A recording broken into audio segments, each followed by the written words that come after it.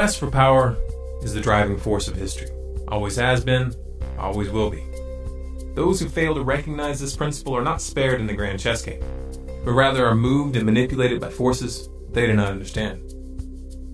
From the perspective of those who dominate the board, it is obviously preferable to have a population of ignorant pawns than it is to have an array of opponents which are capable of mounting an effective resistance. To that end, it has always been in the interest of the ruling class to cultivate illusions which obscure the true nature of the game. Manufacturing consent. What is that title meant to describe? Well, the title is actually borrowed from a book by Walter Lippmann, written back around 1921, in which he described what he called the manufacture of consent as a revolution in the practice of democracy. What it amounts to is a technique of control. And he said this was useful and necessary because the common interests, the general concerns of all people, elude the public. Walter Lippmann wasn't speaking theoretically, nor was he commenting on a phenomenon that he had observed from a distance. He was part of that specialized class, and he personally influenced the development of this new technique, control. So what was this new technique that Lippmann was referring to? The answer to that question takes us back to the beginning of World War I. In 1917, Woodrow Wilson formed the Committee on Public Information, also known as the CPI. It was a propaganda agency, and its purpose was to build support for the war with the American people. The CPI, run by a man named George Creel, was known for its crude tactics, blatant exaggerations, and outright lies. However, one member of the CPI, Edward Bernays, had a much more subtle approach. Rather than resorting to lowbrow tactics, Bernays studied the mindset of the American people, and then based on his observations, he created a campaign to promote the idea that America's purpose in the war was to, quote, make the world safe for democracy. This meme was wildly successful, so much so that it continues to be used even to this day. Edward Bernays was Sigmund Freud's nephew, and like his uncle, he was an avid student of human psychology. Some documentarians, such as Adam Curtis in his film The Century of the Self, have mistakenly assumed that the psychological techniques that Bernays went on to develop were merely the practical application of Freud's theories. However, though Freud had a significant influence on his nephew, the reality of the matter is that he was not the source of these ideas. Sigmund Freud, Edward Bernays, and Walter Lippmann all subscribed to a school of thought that was first put forth in 1895 by a French social psychologist named Gustave Le Bon. Le Bon wrote several books, the most famous of which was entitled Psychologie des Foules. It was translated into English as The Crowd, a study of the popular mind. The Crowd was a revolutionary piece of work. In it, Le Bon not only presented an in-depth description of group psychology and how it differed from individual psychology, but he also outlined a very simple set of principles that enable leaders to spark ideological contagion and thereby rise to power. Hitler, Goebbels, and Mussolini all studied Le Bon's writings, and they applied his techniques to the letter. The results that they attained were precisely those that Le Bon claimed that they would have. Funny how they leave that little detail out of most history books, don't you think?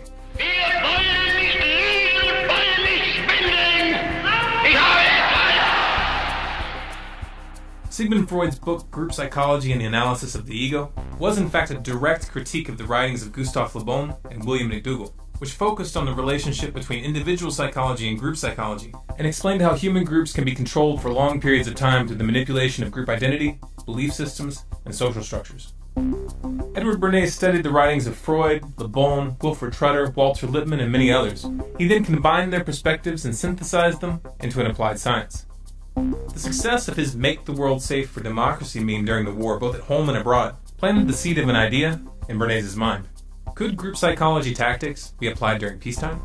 When I came back to the United States, I decided that if you could use propaganda for war, you could certainly use it for peace. And propaganda got to be a bad word because of the Germans using it. So what I did was to try to find some other words. So we found the word Council on Public Relations. In 1919, Bernays opened the world's first public relations office. He named his agency the Council on Public Relations.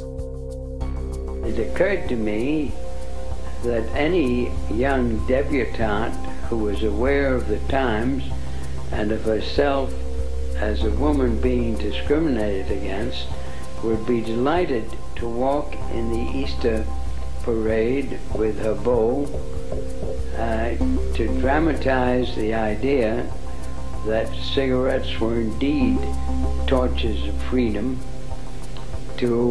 and to validate and to invalidate the taboo against women smoking.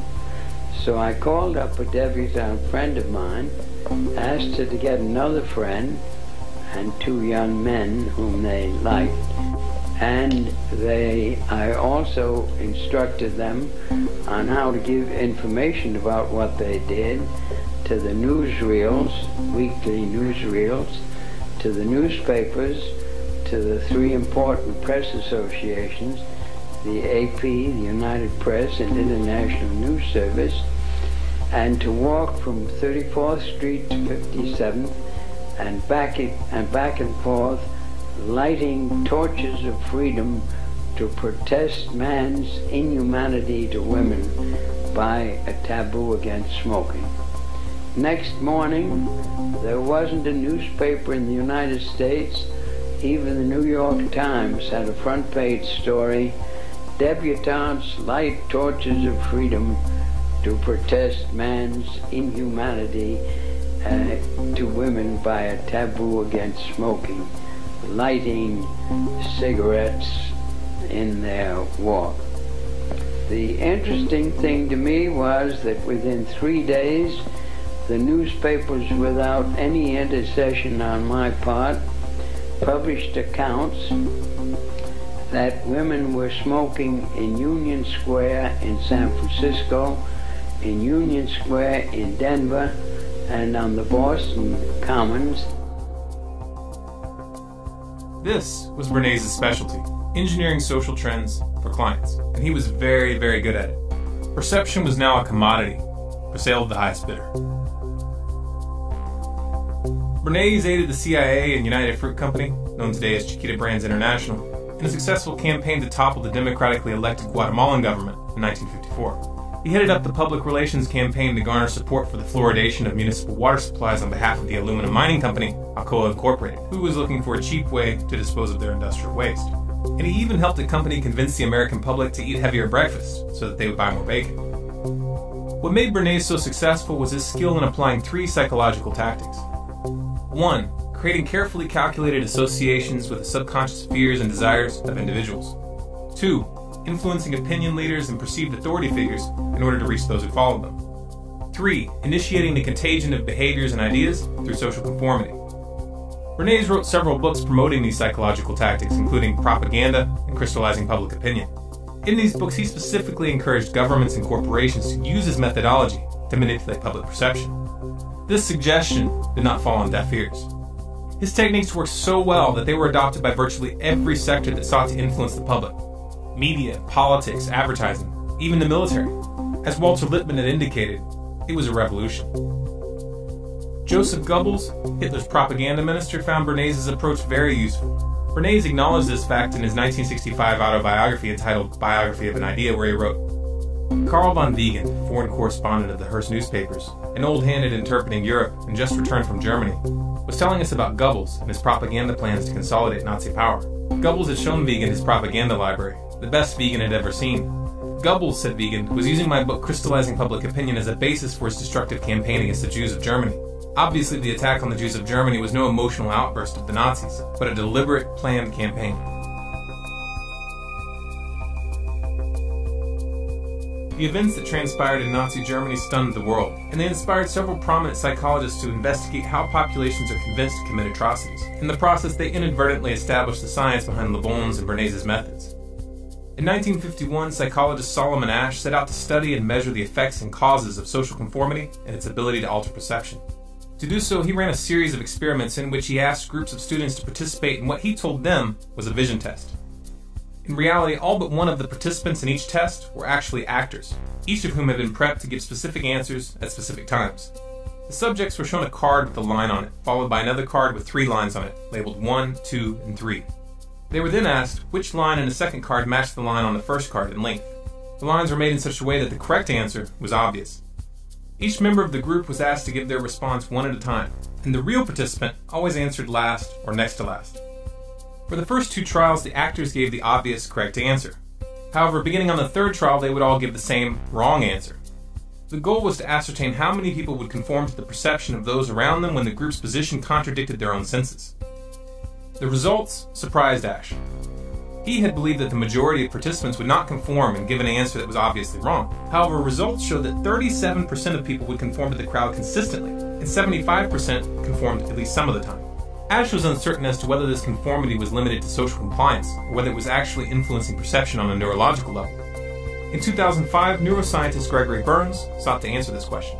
Burns created a variation of Ash's experiment, this time measuring brainwave activity during the test to determine at what level of the brain this conformity was taking place. The results showed very clearly that the occipital and parietal lobes were the most active when the participants were answering incorrectly. This meant that conformity was actually altering the perception of the test subjects at the neurological level. Take a moment and register what that means. Social conformity literally causes the brain to rewrite our reality.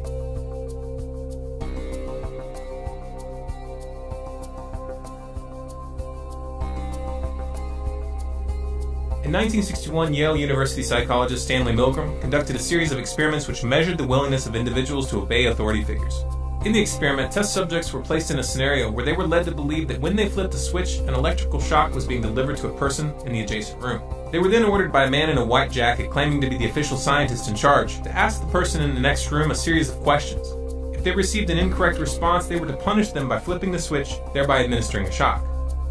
For example, in the first line it reads, blue, boy, girl, grass, hat.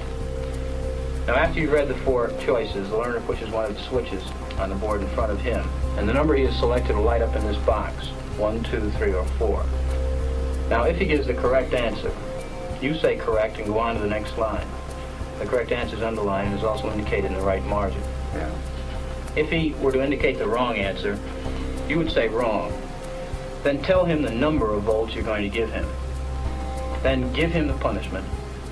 Then read the correct word pair once, and then go on to the next line. As the test progressed, the voltage level was steadily increased, and the screams from the next room became more and more desperate, begging to stop the test and stating multiple times that they had a heart condition. 330 volts. Let me out of here. Let me out of here. My heart's bothering me. Let me out of here. You have no right to hold me here. Let me out. Let me out. Let me out. Excellent. Fast. Let me out. Many of the subjects expressed hesitation about continuing with the experiment upon hearing the person in the other room scream and beg for help. Those that did were informed by the scientists that they had no choice but to continue. No consequences were threatened, yet just this assertion was usually enough to achieve compliance. Under the influence of an apparent authority figure, 50 to 65% of subjects continued administering the shocks even up to the maximum 450-volt shock. They even continued after the person in the other room had stopped screaming, which indicated that they were unconscious or dead. Bird, car, train, plane.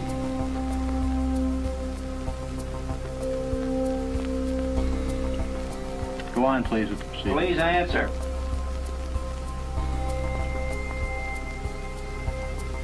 The answer is bird, 345 volts.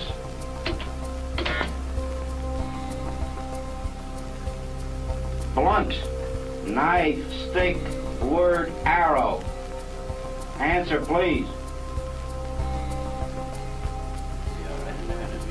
Continue, please. The answer is arrow, 360 volts.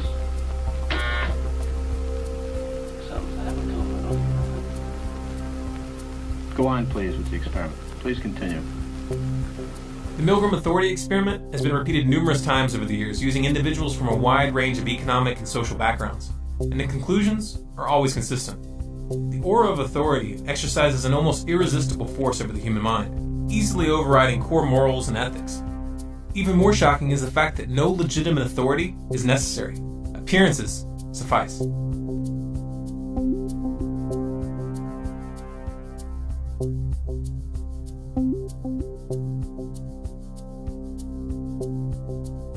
The invisible government that Walter Lippmann, Edward Bernays, and Woodrow Wilson had referred to was not just an abstract concept.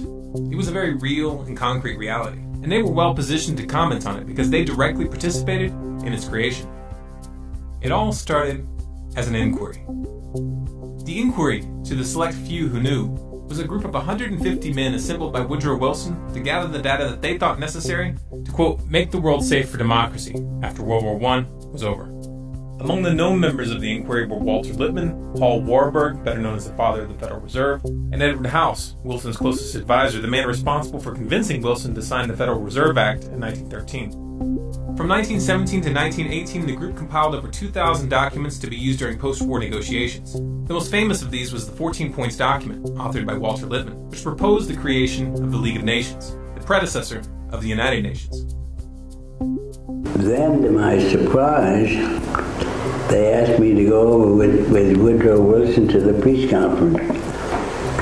And at the age of 26, I was in Paris for the entire time of the peace conference that was held in the suburb of Paris, and we worked to make the world safe for democracy. That was a big slogan. After the Paris Peace Conference in 1919, a portion of the inquiry met at the Hotel Majestic with a number of British diplomats to discuss the forming of a permanent institution. This meeting eventually led to the decision to join forces with a group of high-ranking officers of banking, manufacturing, trading, and finance companies led by Elihu Root, a powerful corporate lawyer who was also a former United States Secretary of War and leading advocate of America's entry into World War I. On July 29, 1921, the merged group filed a certification of incorporation, officially forming the Council on Foreign Relations, also known as the CFR. The CFR went on to build a membership comprised of the world's most powerful business leaders, politicians, and corporations. Among the corporate members are Goldman Sachs, J.P. Morgan, Chevron, Exxon, Shell, BP Oil, General Electric, Raytheon, Lockheed Martin, Northrop Grumman, Boeing, Bloomberg, Rothschilds North America, and DynCorp International. You can find a complete list on the CFR website. It's good to be back at the Council on Foreign Relations. As Pete mentioned, I've been a member for a long time and was actually a director for some period of time. I never mentioned that when I was campaigning for re-election back home in Wyoming. Thank you very much, Richard, and I am delighted to be here in these new headquarters. I have been often to, the mothership in New York City. But it's good to have an outpost of the Council right here down the street from the State Department. We get a lot of advice from the Council, so this will mean I won't have as far to go to be told what we should be doing and how we should think about the future. John Foster Dulles, Secretary of State under President Eisenhower, is listed as one of the founding members of the CFR on their own website. It was Dulles that convinced Eisenhower to use the CIA to topple the democratically elected Prime Minister of Iran, Mohammad Mossadegh, in 1953. The Shah, the puppet who was installed in his place, was a brutal dictator.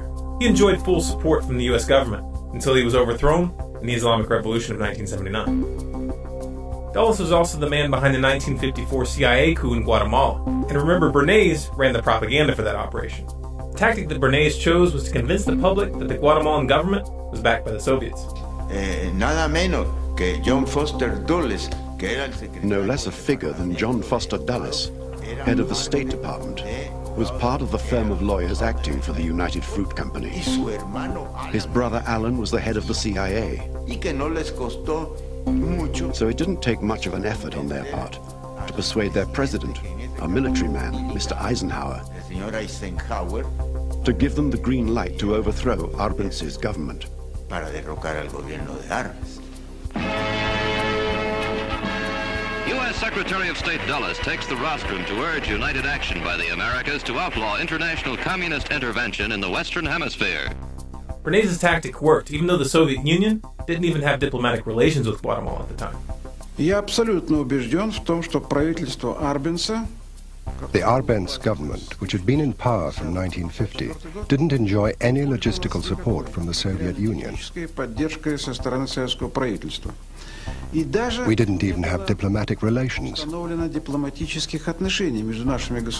was no Soviet mission in Guatemala.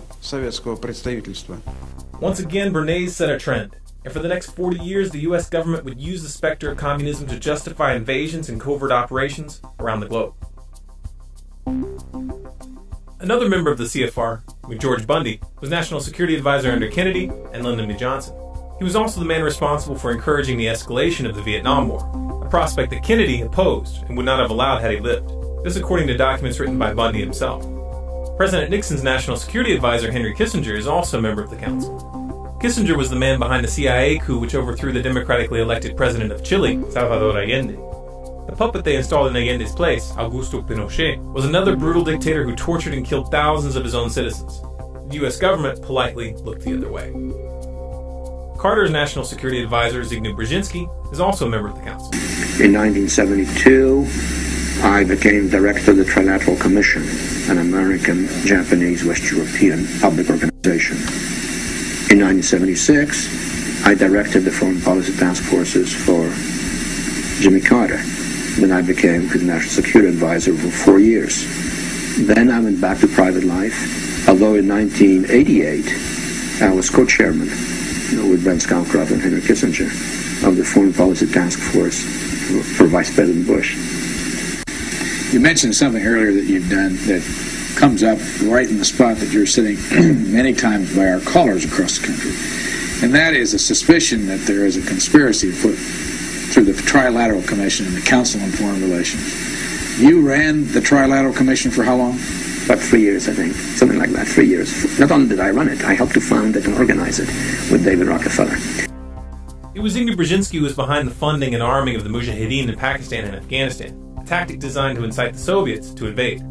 U.S. National Security Advisor Brzezinski flew to Pakistan to set about rallying resistance. He wanted to arm the Mujahideen without revealing America's role. On the Afghan border near the Khyber Pass, he urged the soldiers of God to redouble their efforts. We know of their deep belief in God, and we are confident that their struggle will succeed. That land over there is yours. You'll go back to it one day because your fight will prevail and you'll have your homes, your mosques back again because your cause is right and God is on your side. I mean, let's remember here, the people we are fighting today, we funded 20 years ago.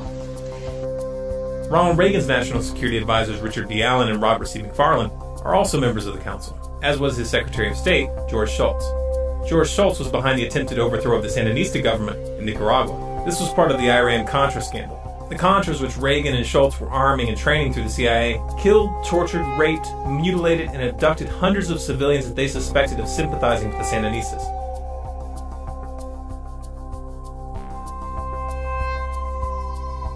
George H.W. Bush was a director of the CFR from 1977 to 1979, and his Secretary of State, James Baker, is a current member. You might remember this clip from 2012 where Baker and Clinton joked about the plan to take out Iran. There will also be many, many side effects, all of them adverse, from an Israeli strike. But at the end of the day, if we don't get it done the way the administration's working on it now, which I totally agree with, then we ought to take them out. Secretary Clinton. Well, we're working hard. We're working hard. I said at the end of the day may be next year. It will be next year.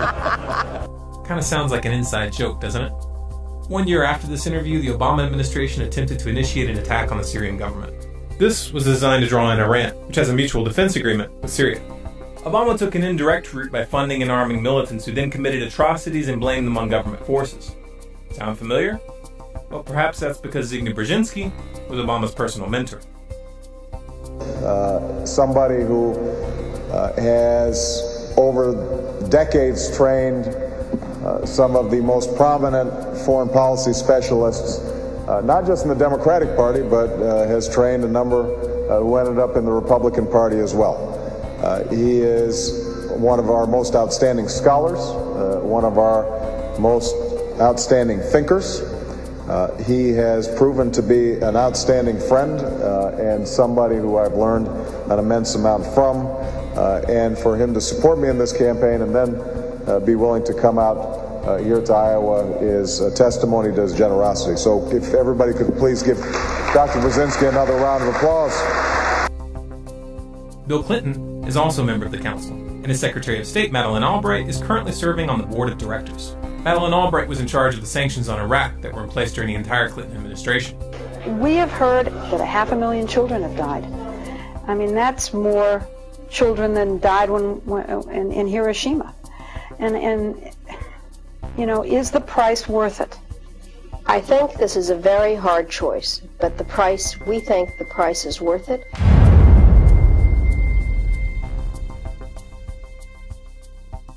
Colin Powell, who led the charge to war with Iraq by presenting false evidence to the UN in 2003, is also currently on the CFR board of directors. Indeed, the facts and Iraq's behavior show that Saddam Hussein and his regime are concealing their efforts to produce more weapons of mass destruction. My colleagues, every statement I make today is backed up by sources, solid sources. These are not assertions. What we're giving you are facts and conclusions based on solid intelligence. Those weapons of mass destruction got to be somewhere.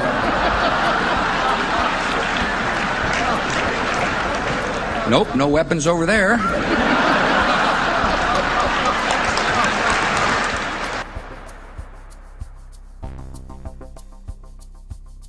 George W. Bush's National Security Advisor Stephen Hadley, his Secretary of State Condoleezza Rice, and his Treasury Secretary Henry Paulson are all current members of the CFR. Henry Paulson, former CEO of Goldman Sachs, was the man behind the banker bailouts in 2008. Goldman Sachs, which just happens to be a corporate member of the CFR, was one of the primary beneficiaries of that bailout. Another CFR member, Robert Gates, was Secretary of Defense under both Bush and Obama.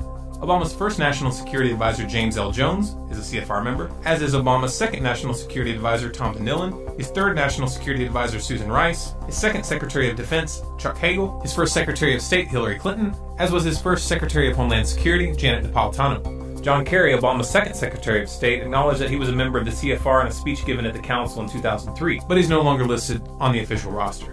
In the Senate, Dianne Feinstein is listed as a member, as is John McCain, Joe Lieberman, and former Senator Christopher Dodd. Christopher Dodd is currently the president of the Motion Picture Association of America. In that role, he was the driving force behind the SOPA and PIPA internet bills. 3 out of 6 of the current board members of the Federal Reserve, Daniel Tarullo, Jerome Powell, and Janet Yellen, are all publicly listed as members of the Council. This cozy relationship between the Federal Reserve and the CFR goes back to the very beginning. Paul Warburg was a founder of both organizations, and he held positions in both of them concurrently. He was a director of the Council from its creation in 1921 until his death in 1932, and he served on the Federal Reserve Board from 1921 to 1926. His son, James Warburg, who is also a CFR member, is most famous for the statement he made before the U.S. Senate Committee on Foreign Relations on February 17, 1950, in which he said, "We shall have world government whether we like it or not. The only question is whether world government will be achieved by consent or by conquest." Carroll Quigley was an author and professor of history at Georgetown University. He was also a personal mentor to President Bill Clinton. And then, as a student at Georgetown, I heard that call clarified by a professor named Carroll Quigley. Quigley served as a consultant to the U.S. Department of Defense, the U.S. Navy, and the House Select Committee on Astronomics and Space Exploration. He was not a fringe lunatic by any stretch of the imagination, but was in fact a respected member of the establishment. That's what makes the statements he made in his book Tragedy and Hope so significant. Tragedy and Hope was a dense and highly detailed historical volume which covered world history from 1914, with an emphasis on analyzing the driving forces of civilization. The book was completely uncontroversial, that is until you get to the middle, where he makes the following statement. There does exist and has existed for a generation an international Anglophile network which operates to some extent in the way that the radical right believes with the Communist Act. In fact, this network, which we may identify as the Roundtable groups, has no aversion to cooperating with the communists or any other groups, and frequently does so. I know of the operations of this network because I have studied it for 20 years, and I was permitted for 2 years in the early 1960s to examine its papers and secret records. I have no aversion to it or to most of its aims, and have for much of my life been close to it and to many of its instruments.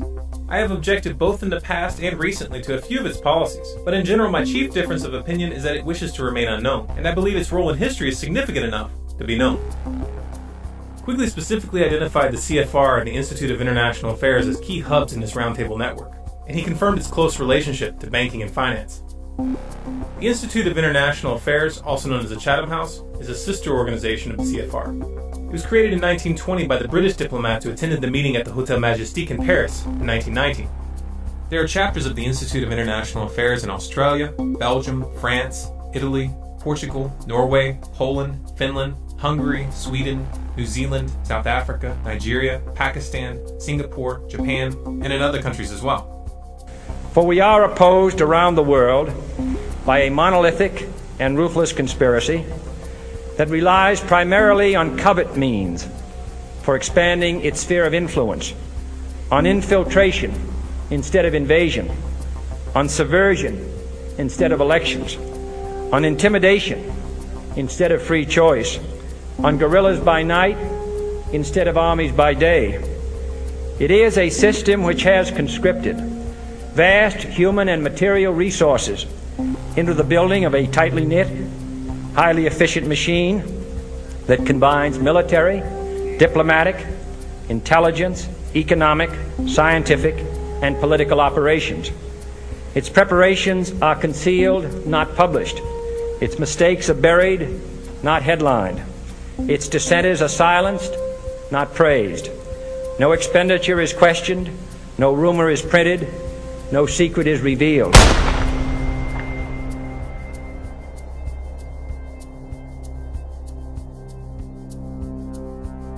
The secret to the power that the Council on Foreign Relations and the other roundtable groups wield lies in a clever application of the techniques that Bernays developed. They target individual psychology by cultivating a sense of exclusivity and prestige, which plays upon people's desire to feel important and powerful. Like Bernays, they manipulate the public indirectly by targeting opinion leaders and authority figures. By influencing their membership, which is comprised of men and women in the highest levels of government, business, and finance, they hijack the phenomenon observed in the Milgram Authority experiments while bypassing the electoral process. Most of the meetings held at the CFR are run under Chatham House rules, meaning that the ideas discussed there may be used and spread by those present, but no one is allowed to mention where those ideas came from. I would like to remind the audience, it says here, that this meeting is not for attribution. This means that participants are welcome to make use of the information received at the meeting, but neither the identity of the speakers nor that of any other participant may be revealed, nor may one cite a council meeting as the source of the information. These closed-door discussions and their exclusive membership process work together to engineer the phenomenon demonstrated in the Ash conformity experiments. New members must be nominated by an existing member, seconded by 3 members, and approved by the board of directors. This process ensures that ideological continuity is maintained as social conformity brings new members into line with the group. It's important to remember that wealth, social status, and official positions of power do not reduce the effects of group psychology. We get a lot of advice from the council, so this will mean I won't have as far to go to be told what we should be doing and how we should think about the future. To put it in simple terms, the politicians aren't the ones calling the shots. They're just puppets. Voting the bums out doesn't work, and it hasn't for a long, long time. Now you know why. Even if we remove every single corrupt oligarch from the councils of government, we will end up right back in the same situation unless we deal with the psychological underpinnings of our enslavement. But how do we do that? How do we reach the group mind and shake the crowd from its slumber? Group psychology is a weapon, and like all weapons, it is capable of being used for good or for evil. For many years, it has been in the wrong hands. It has been hidden from the public and used against them. It's time for the people to pick up that weapon and use it to free themselves. It's time to start studying. Read Gustave Le Bon's books, The Crowd and Psychology of Revolution. Read Edward Bernays' books, Propaganda and Crystallizing Public Opinion. And read Gene Sharp's books, From Dictatorship to Democracy and National Security Through Civilian-Based Defense.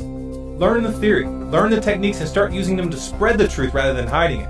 Start using them to prevent wars rather than start them. Start using them to stop the militarization of the police and to end the surveillance state. Use them to bring this corporate mafia to its knees. Some of you may find this proposition frightening. This is dangerous stuff.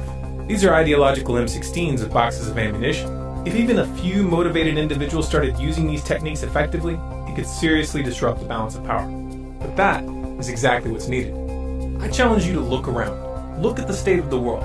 Look at where these psychopaths are taking us. If you do not feel the imperative to change the course that we are on, then you're not paying attention. So just as I say we aren't going to let any dogs or water hoses turn us around, we aren't going to let any injunction turn us around.